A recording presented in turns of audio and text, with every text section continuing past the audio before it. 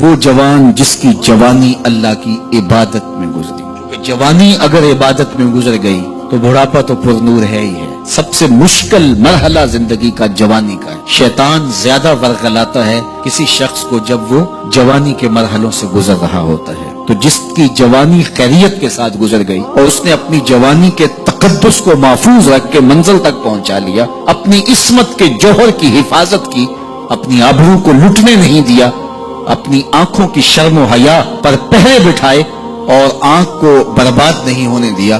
خواہشات کو غالب نہ آنے دینا آسان کام تو نہیں ہے، مشکل کام ہے.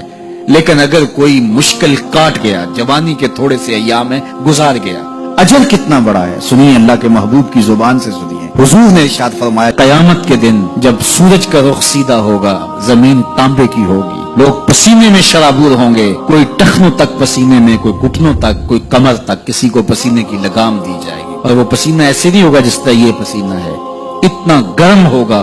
ابن رجب حنبلی کہتے ہیں اس پسینے کا ایک قطرہ اگر احد پہاڑ پہ ڈال دیا جائے تو وہ پگھل جائے، اتنا گرم ہوگا. بدبودار اتنا ہوگا، ایک قطرہ دنیا پہ ڈال دیا جائے، انسان کیا جانوروں کے دماغ بھی پھٹ جائے. اس پسینے میں لوگ شرابور ہوں گے.